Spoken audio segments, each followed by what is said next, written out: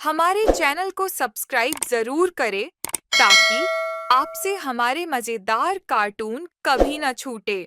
गायत्री के माता पिता उसके लिए रिश्ता ढूंढ रहे थे। एक दिन गायत्री के पापा सोहन लाल जी जब बाजार से कुछ सामान लेकर लौट रहे थे तो अचानक वो एक गली में चक्कर खाकर गिर गए। उनके हाथ से सब्जी का थैला छूटकर गिर गया। गली में ही श्यामलाल जी की छोले भटूरे की एक दुकान थी। उन्होंने जब सोहन लाल जी को गिरते हुए देखा तो फौरन बेटे सूरज को आवाज लगाई। सूरज बेटा, जा दौड़ कर जा, देख वहाँ कोई सज्जन गिर गए हैं। लगता है बेचारे को चोट भी आ गई है। सूरज दौड़ता हुआ श्यामलाल जी के पास गया, उन्हें कर उठाया और दुकान पर ले आया। अंकल जी, आप यहाँ आराम से बैठो, मैं आपके लिए पानी लाता हूँ। बेटा, बहुत बहुत धन्यवाद।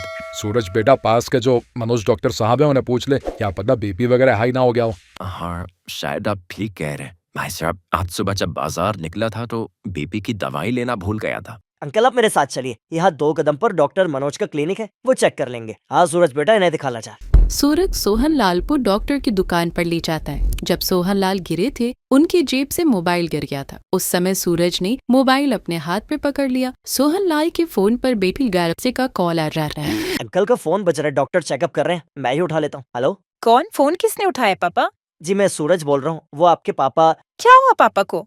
घबराइए नहीं, आपके पापा ठीक हैं। गायत्री और उसकी मम्मी घबरा गए थे। सूरज ने गायत्री को पूरी बात भी नहीं बताई थी कि गायत्री ने अपना पर्स उठाया और ऑटो पकड़कर सीधा श्यामलाल की दुकान पर पहुंच गई। गायत्री सोहनलाल की इकलौती संतान थी, देखने में सुंदर भी बहुत थी। एक पल के लिए तो सूरज उसे देखता ही रह गया। Thank you uncle ji, thank you Suraj ji, आपने हमारी इतनी हेल्प की। हाँ गायत्री बिटिया, ये लोग बहुत अच्छे हैं। भाई साहब, ये तो हमारा फर्ज है कि कोई परेशानी में हो तो उसकी मदद करो। गायत्री बिटिया, नौकरी करती हो क्या? नहीं अंकल जी, मैं जॉब नहीं करती, मैंने कुकिंग कोर्स किया हुआ है तो ऑनलाइन कुकिंग क्लासेस देती हूँ। ओह अच्छा, फिर तो तुम खाना बनाने की कला में बहुत निपुण होगी। हाँ भाई साहब, गायत्री बहुत अच्छा खाना बनाती है। बस अब तो इसके लिए अच्छे रिश्ते की तलाश है। कोई अच्छा लड़का मिल जाए तो।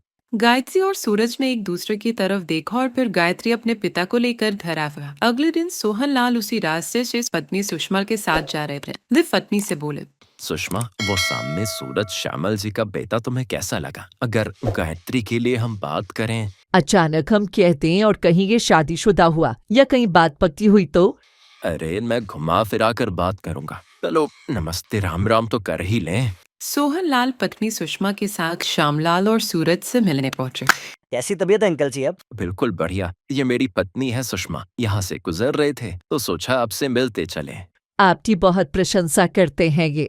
श्यामलाल जी, और कौन कौन है आपके घर में? बस मैं, मेरी पत्नी जानकी, सूरज और छोटी बेटी कोमल। सूरज की शादी का कोई विचार नहीं है? अब क्या बोलूं भाई साहब, आजकल लड़की वालों को जो चाहिए महंगी कार और कोठियों वाले लड़के, उन्हें हम जैसे मध्यवर्गीय परिवार कहाँ पसंद आते हैं। भाई साहब, पैसा तो आनी जानी माया है। अगर लड़का मेहनती है तो कोठी कार तो कभी भी बनाई जा सकती है। दिल और स्वभाव बढ़िया होना चाहिए। अगर आप सूरज के लिए चाहे तो मैं सूरज को अपना दामाद बनाना चाहता हूँ। मुझे गायत्री के लिए सूरज जैसे लड़के की ही तलाश थी। और फिर गायत्री की चट मंगनी पट शादीवानी गायत्री सूरज के घर दुल्हन बनकर आ जाती है। सूरज की फैमिली भी गायत्री के आने से बहुत खुश थे। गायत्री बहुत अच्छे स्वभाव की है, आते ही सारी घर गृहस्थी संभाल ली। चलो अच्छी बात है, दोनों बच्चे खुश रहें। नई बहू के हाथ से हम आज के दिन की शुरुआत करेंगे। सब लोग दुकान पर चलने की तैयारी करो। कोमल सबके साथ शादी के बाद पहली बार दुकान पर जाती है। पूजा के बाद श्यामलाल बहू के हाथ से भटूरे की पहली थाली जो भोग की थी निकलवाते हैं। बहू आओ, अपने हाथों से कढ़ाई में पहला भटूरा डालो। जी पापा जी।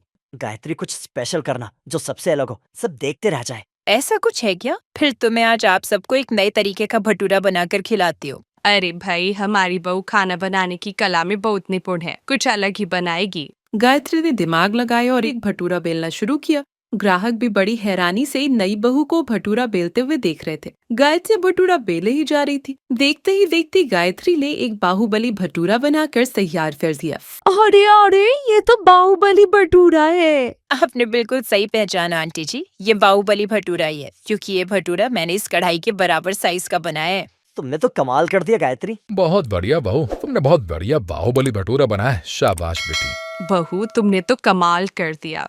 बहू अपने हाथों से भगवान को भोग लगाऊं और देखो तुम्हारे हाथों का बाहुबली भटूरा खाने के लिए ग्राहकों की भीड़ लग गई है। हमारी बहू सचमुच मां अन्नपूर्णा का आशीर्वाद बनकर आई है। गायत्री का बनाया हुआ बाहुबली भटूरा देखते ही देखते दुकान की रौनक बन गया। ग्राहक आते और उस विशाल भटूरे को देखकर हैरान रह जाते। कोई उसकी तस्वीर खींचता तो कोई उसे पैक करवा कर ले जाता। सूरज और श्यामलाल जी की खुशी का ठिकाना नहीं था। गायत्री बहू, तुमने तो हमारे छोले भटूरे की दुकान को एक नई पहचान दे दी। आज तक ऐसा भटूरा किसी ने देखा ही नहीं होगा।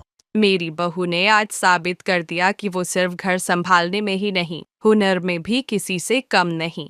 अब तो लगता है हमें अपनी दुकान का नाम बदलकर बाहुबली भटूरे वाली दुकान ही रखना पड़ेगा।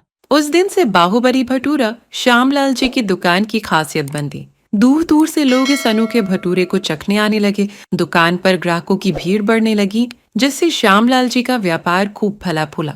गायत्री की मेहनत और उसके बाहुबली भटूरे ने न सिर्फ दुकान को शोहरत दिलाई, बल्कि परिवार में भी खुशियों की नई बहार ला दी। गायत्री की मेहनत और किस्मत ने नया रूप लिया और भगवान के आशीर्वाद से गायत्री के ससुराल में अब वो सब कुछ था जिसकी वो कभी कामना करते थे।